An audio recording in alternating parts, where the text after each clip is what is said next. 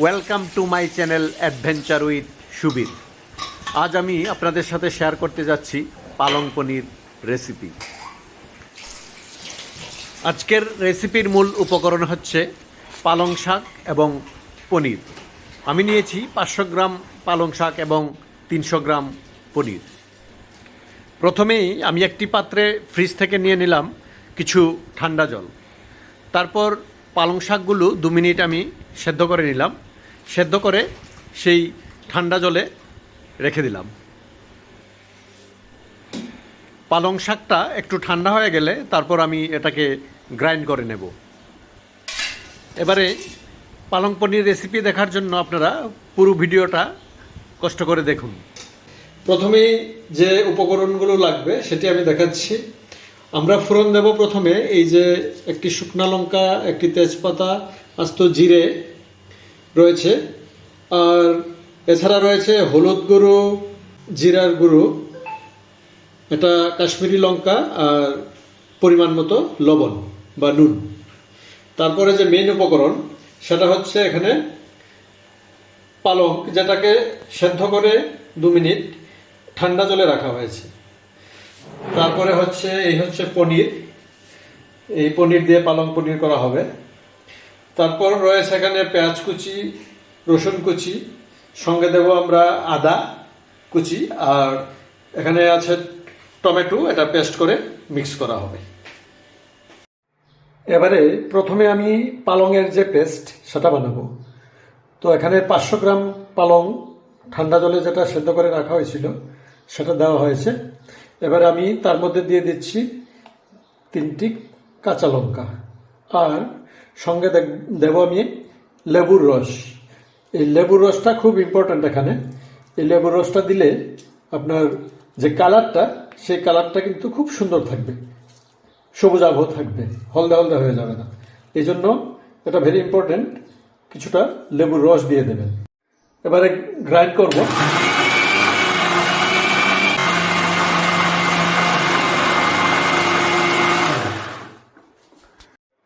Grind করা হয়ে গেছে, দেখুন কি সুন্দর কালার, একদম সবুজ দেখা যাচ্ছে। এই পালং পেস্টটা খুব সুন্দর কালার হয়েছে। তারপর আমি করে নেব টমেটোর পেস্ট। এবারে গ্রাইন্ডারে নেওয়া হলো টমেটো কুচি, এটাকে আমি পেস্ট করে নিচ্ছি। এই যে এখানে তৈরি হয়ে গেল টমেটোর পেস্ট। এই পেস্টটাকেও কিন্তু মিক্স করে দিতে হবে রান্নার সময়। আমি এখন রান্না শুরু করছি। প্রথমেই একটি প্যানে কিছুটা সর্ষের তেল দেব, 1 চা চামচ এরকম পরিমাণে। তারপর এটা গরম হয়ে গেলে সেখানে ফোড়ন দেব। এই যে দেখুন, প্রথমে আমি দিচ্ছি একটি তেজপাতা আর সঙ্গে একটি শুকনো লঙ্কা।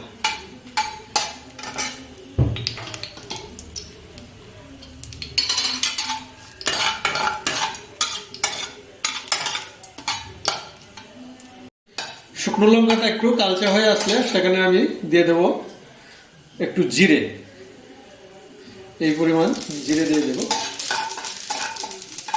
জাস্ট 15-20 সেকেন্ড এই জিরেটি ভেজে নেব। তারপর আমি দেবো এটার মধ্যে পেঁয়াজ কুচি আর রসুন কুচি। এই যে দেখুন, এখানে পেঁয়াজ কুচি দিচ্ছি আর একটু রসুন কুচি। পেঁয়াজ রসুন কুচি আমি একটু ভেজে নেব, মিনিট 2-1 ভেজে নিয়ে তারপর সেখানে দেবো একে একে যে মশলাগুলো রেডি করা ছিল সেইগুলো।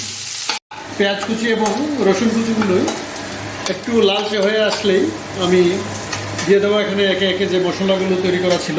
হলুদ,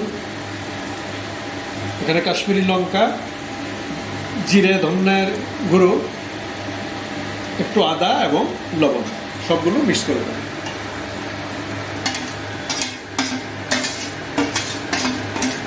তারপর এগুলোকে নেড়ে চেড়ে একটু ভেজে নেব।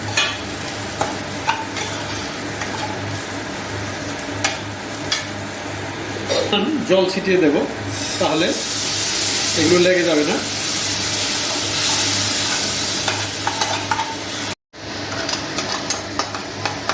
মশলাগুলো এখন মিনিট দুয়েক ভেজে নেব, তারপর দেব টমেটো পেস্ট এবং পালং পেস্ট, যেটি ইতিমধ্যে রেডি করা হয়েছে।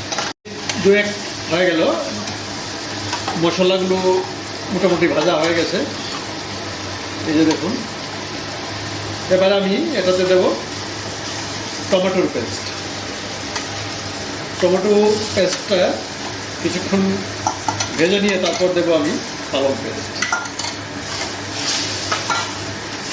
আরও 2 মিনিট আমি ভেজে নেব এই টমেটোর পেস্টটা। টমেটো পেস্ট সহ সেই মশলাগুলি আমার ভাজা হয়ে গেছে। এবারে দেবো এটাতে পেস্ট করা যে পালং শাক, সেই পালং শাকটার পেস্ট। এখানে 500 গ্রাম পালং নিয়েছি আমি, এই দেখুন পুরোটাই ঢেলে দিলাম এখানটায়। এবার মিনিট 5 রান্না করতে হবে এটাকে, তারপর পনির দেবো। এখন মিনিট 5 রান্না হবে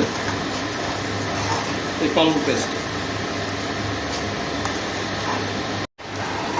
মিনিট 2 রান্না হয়ে গেছে পালং।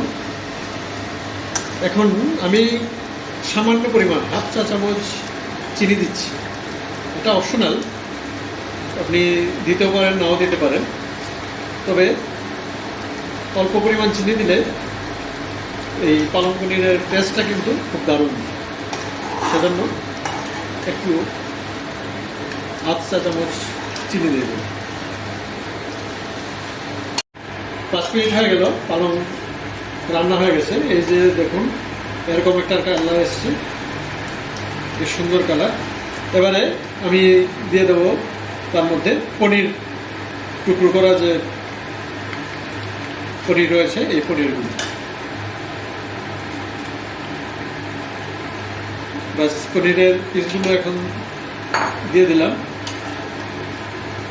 এখন মাঝারি আছে প্রায় 10 মিনিট মতো সেদ্ধ করে নেব।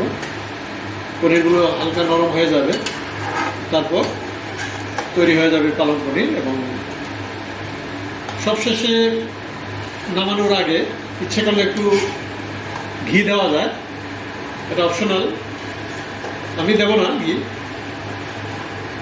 আপনারা ইচ্ছে করলে ঘিও দিতে পারেন, তাহলে একটা আলাদা স্মেল আসবে।